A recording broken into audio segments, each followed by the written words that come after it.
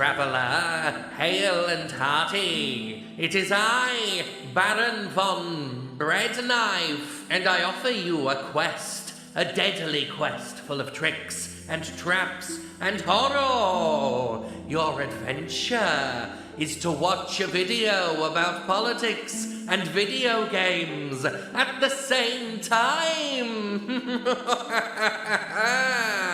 So let us now talk about Dark Souls and class struggle, because you know you like it. Once upon a time, 1,000 years ago, I said The Division 2, a game about terrorism, weaponized capitalism and the role of government, a game that makes an argument in favour of private gun ownership within its first 5 minutes, was political. I was told I was wrong to read politics in a Tom Clancy game, that my doing so was me forcing my own left-wing views into a game by suggesting the game had any views at all. The truth is, however, politics can be found in most things, even when they're not overt. If you do a bit of digging, even the most simple artistic work often has something of meaning to say. And that something, even when the artist claims otherwise, is more often than not rooted in politics. How we view the world, how we interact with it, what we believe and how we think society should work naturally informs the things we create as people. So it shouldn't really come as a shock when I suggest this, but Dark Souls is political.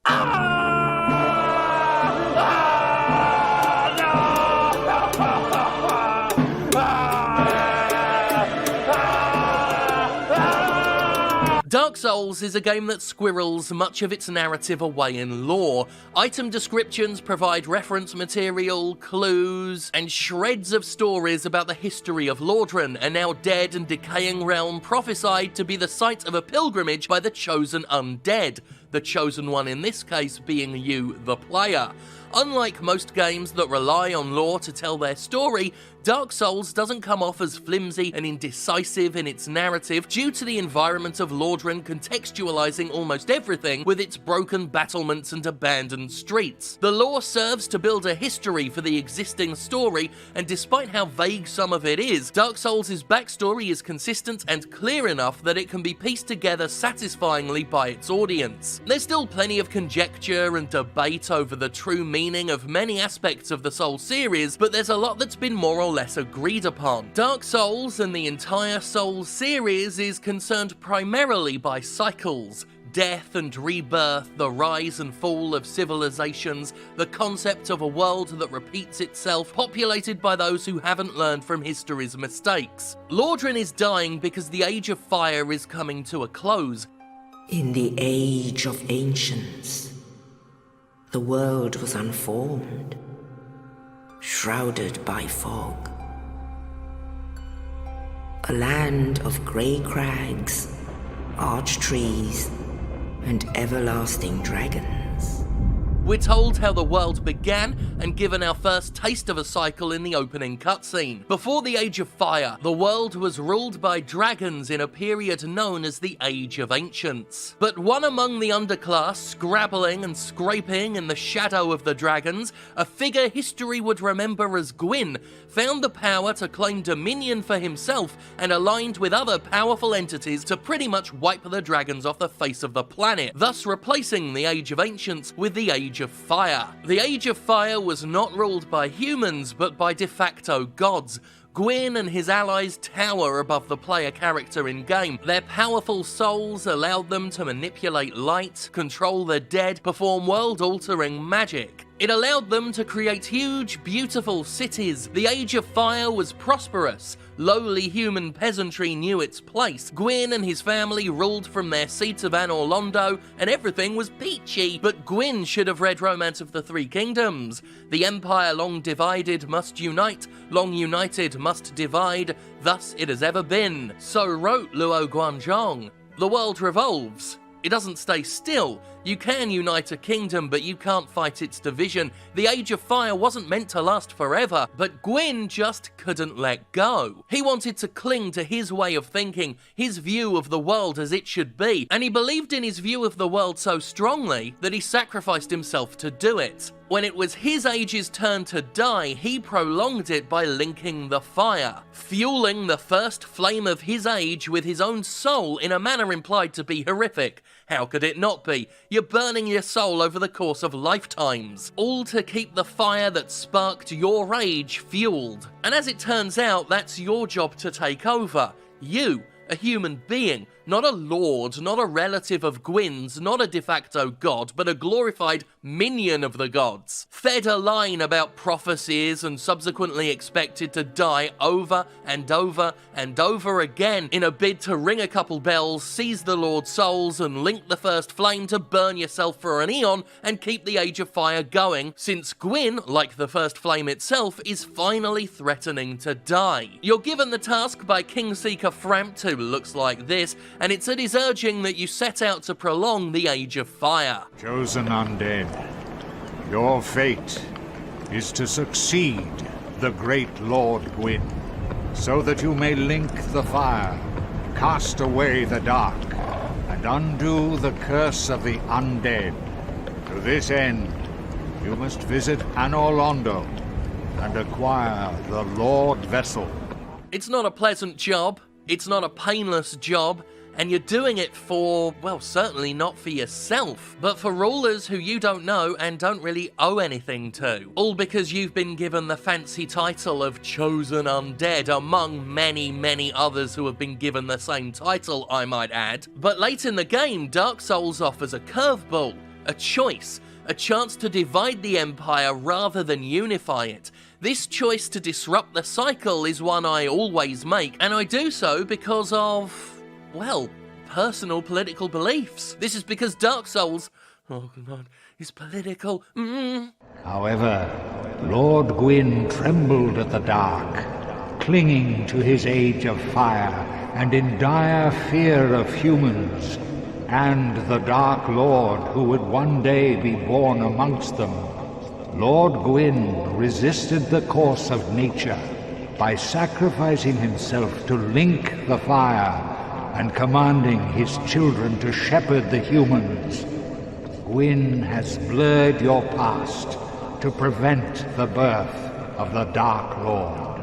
If you do certain things in the right order, you may find yourself face to Gormless face with Kingseeker Frampt's opposite, Darkstalker Cath, who looks like this, and argues the Age of Fire was supposed to end, but Gwyn's actions unnaturally kept it going long after its sell-by date. Long ago, the world was supposed to get the Age of Dark, a time without fire, heavily suggested to go by another name, the Age of Man. Essentially, your age, your time of dominion. If Cath is correct, you're less than a minion, you're a puppet, strung along with propaganda, who has been swindled into undermining your own kind. Whether Cath is speaking true or false, Dark Souls explores the idea of perpetuating cycles to keep a status quo upheld while the ruling class cling to their stale thrones. A ruling class that has convinced those lower on the social rungs to vote against their own interests and believe things that actively keep them under the elite's boot heels.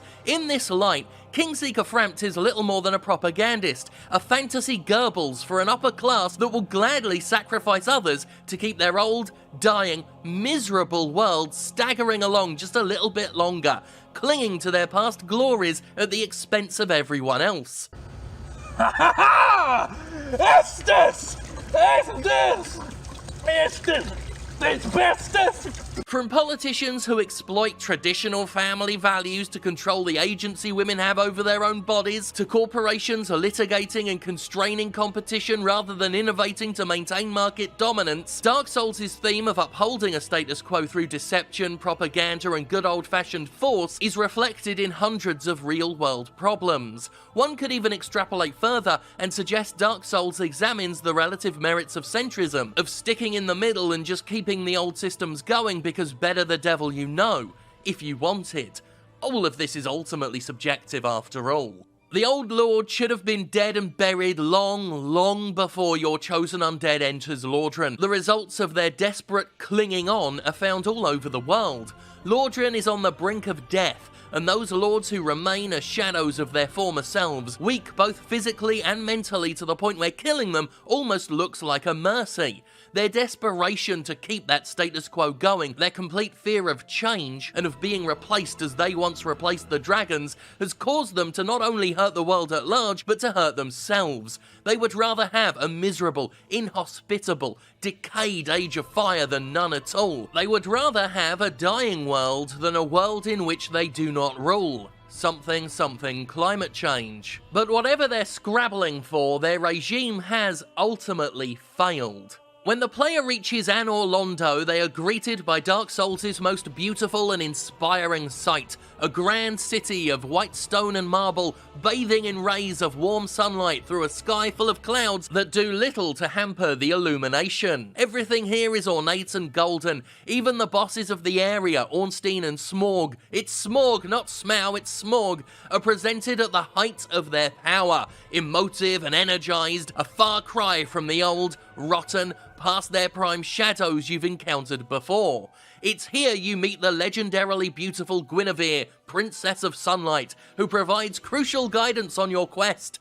Since the day Father his form did obscureth, I have awaited thee, once living, now undead, and a fitting heir to Father Gwyn thou art.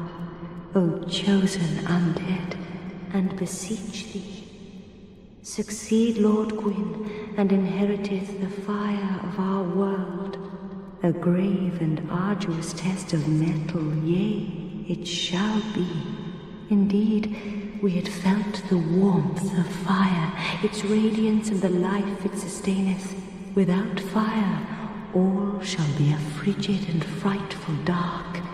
It's an overwhelmingly celestial place, the epitome of the Age of Fire's grandeur, the ideal reflection of everything Gwyn sacrificed himself for. It's also a fucking lie. Should you find and defeat Dark Sun Gwyndolin, the last-born child of Gwyn, you learn that the beauty and light of Anor Londo is nothing more than an illusion. With Gwyndolin's illusion killed off, you see Anor Londo as it really is, and it sucks. Even Guinevere is fake, a projection of Gwyndolin's to manipulate the undead into doing his bidding.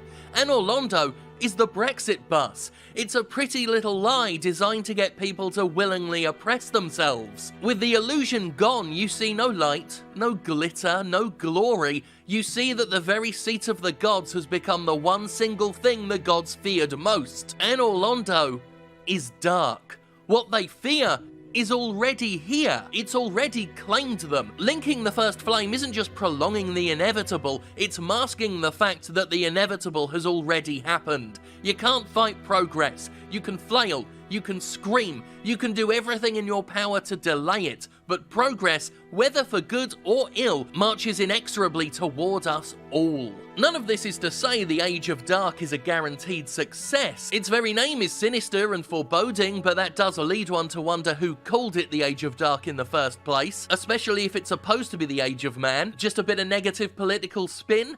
Perhaps. But change is scary. The status quo, even a miserable one, is at least coldly comforting. We as people settle into routines and we don't like disruption. We cling to a constitution to tell us what to do, and many among us are afraid to make amendments to that constitution to keep it suitable for a world that exists hundreds of years after it was written. Many people draw their morality from a book written over 2,000 years ago and have used the teachings of this ancient and bewildered age to inform modern medical decisions and government policy. Humans love tradition. They love doing something because it's worked just fine for them up until now. The thought of abandoning their current age, even if it's an age with people's boot heels on their necks, is terrifying because it's unknown.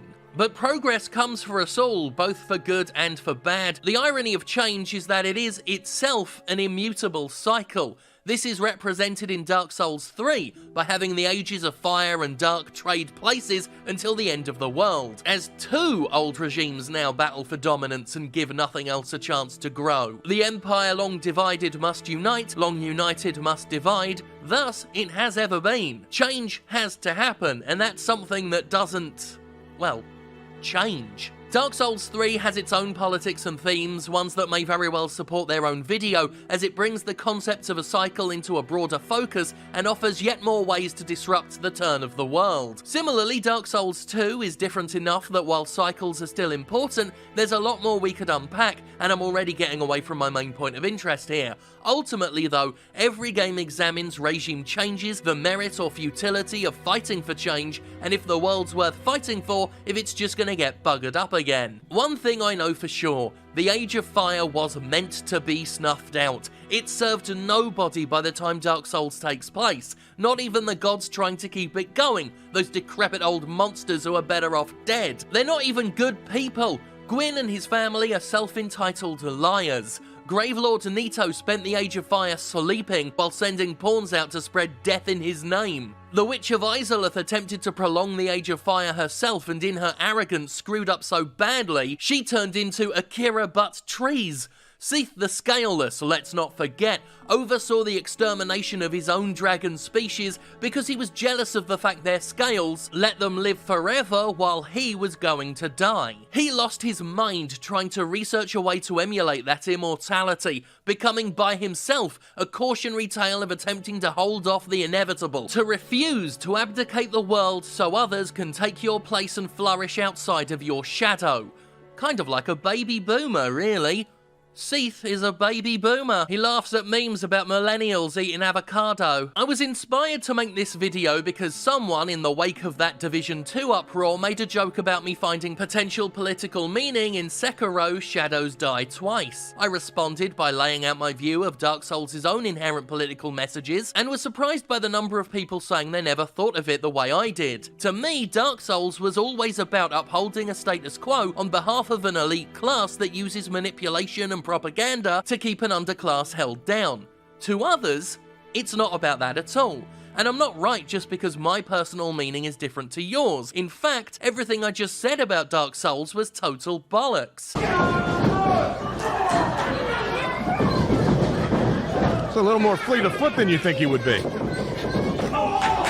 And I think he just challenged both men to a duel. And that's the ultimate point. Everything I just said is complete horseshit spun from my own personal principles. This is not to say I don't believe it. To me, Dark Souls is about what I said it's about. You are free to call that takeaway complete bollocks. Dark Souls director Hidetaka Miyazaki could well watch this video. I mean, he won't watch it, but he could watch it and say, "Nah, mate, that's all bollocks." And is that not the glorious thing about art? We all take personal meaning from it, and just like the politics of a game's creator will invariably have some influence on the game's creation, so too will the politics of a game's player influence how they perceive it. To me, the Age of Fire is a bad ending. Fuck the elite. To others, they may see a return to a tried and tested glory age as a good thing, where everyone knew their place and the gods were gods for a reason. They'd be talking total bollocks, but that is their bollocks to talk, just as mine are mine. Let's face it though, I am objectively correct.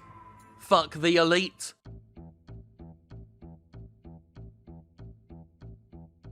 Well met, adventurer! You have completed your quest. You have watched a video about video games and politics at the same time.